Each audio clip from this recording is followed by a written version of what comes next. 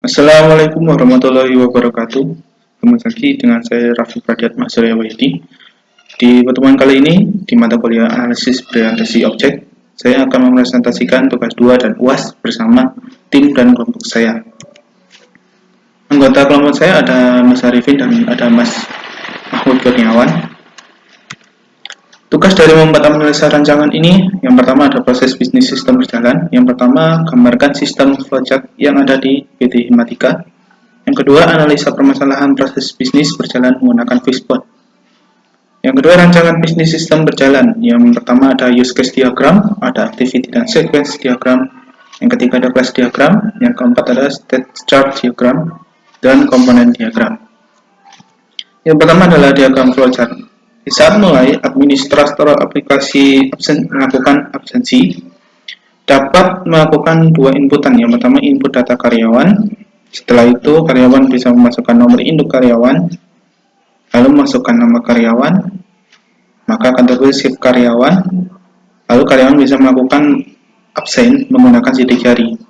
Yang kedua, administrator bisa melakukan input shift kerja dari sebuah karyawan, yaitu menginputkan jam masuknya, jam istirahat, jam selesai istirahat, jam pulang.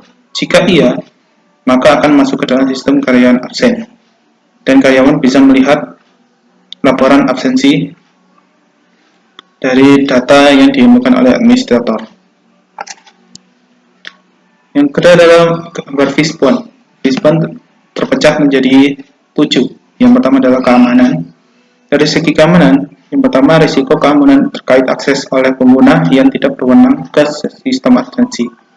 Yang kedua ada pengukuran. Tidak ada pengukuran atau pemantauan yang tepat terhadap kesalahan dalam pencatatan data karyawan, pengelolaan data absen, dan penyelesaian laporan dan oleh karyawan.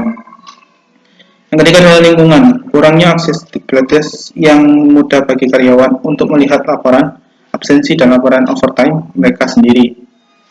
Yang keempat ada mesin.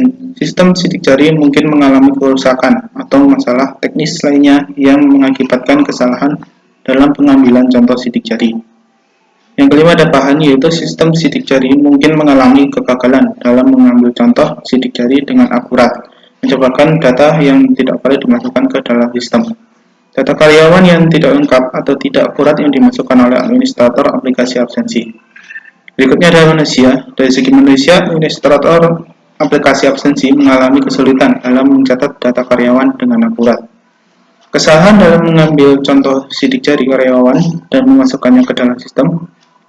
Administrator tidak memasukkan data absen karyawan yang tidak masuk atau tidak mencatat alasan absen dengan benar. Karyawan tidak dapat mengakses laporan absensi dan laporan overtime mereka sendiri secara mandiri. Yang terakhir dalam metodenya, tidak ada prosedur yang teridentifikasi dengan baik untuk mengelola data absen dan alasan absen karyawan yang tidak masuk. Kurangnya panduan yang jelas tentang cara mengakses laporan absensi dan laporan overtime bagi karyawan. Kurangnya prosedur yang jelas dalam mencatat data karyawan dan memasukkan contoh sidik jari ke dalam sistem. Itu adalah problem of effect-nya.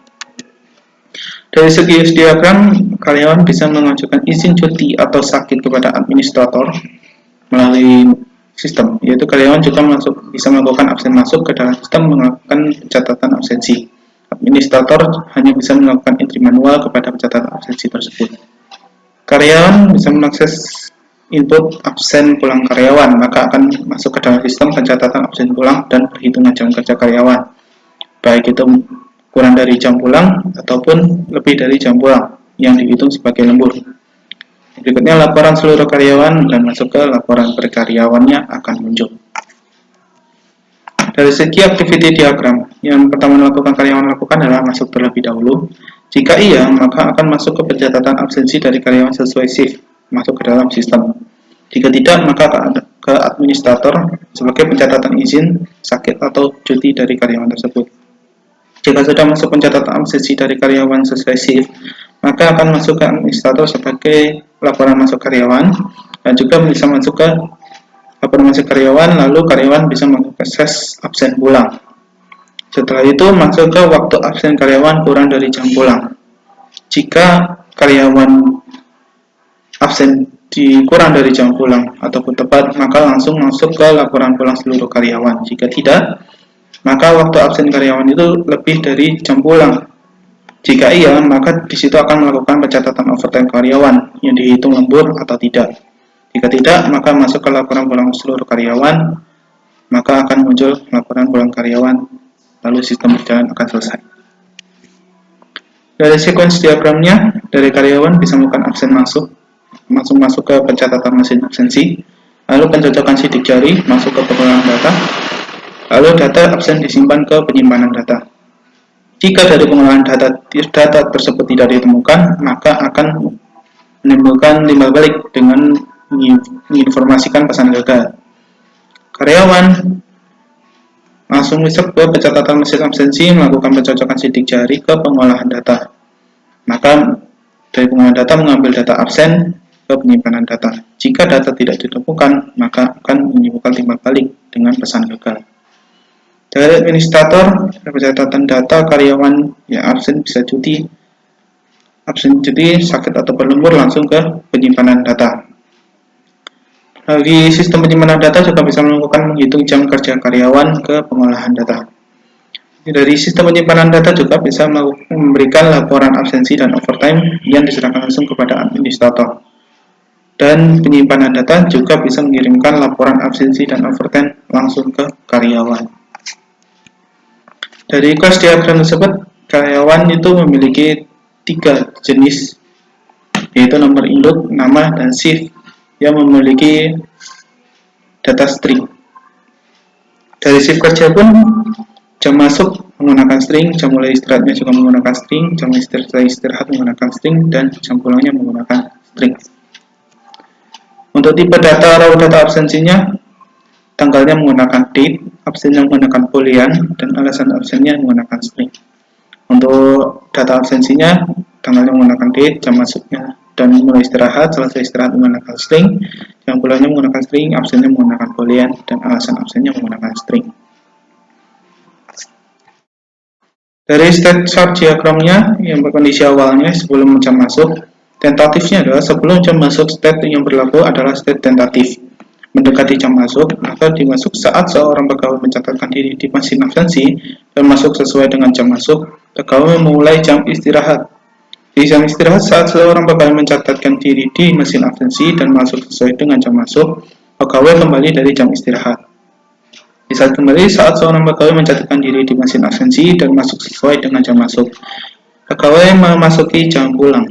Di jam pulang tersebut, ketika pegawai mencatat waktu pulang di mesin absensi, waktu pulang pegawai melebihi waktu yang ditentukan, maka ada pencatatan overtime ketika pegawai melakukan jam kerja melebihi waktu yang ditentukan. Yang terakhir adalah komponen diagramnya. Dari server database SQL memecah menjadi 2 web server, yang dimana satu untuk data karyawan dan satu untuk laporan absensi. Interface-nya di karyawan ada 2, yaitu data karyawan dan data absensi. Dan interface yang ada di laporan absensi web server ada 2, yaitu laporan data absensi dan laporan data absensi yang diinput dari data karyawan tersebut. Baiklah, begitu saja presentasi dari saya. Saya mewakili dari tim kelompok ini. Saya akhiri, assalamualaikum warahmatullahi wabarakatuh.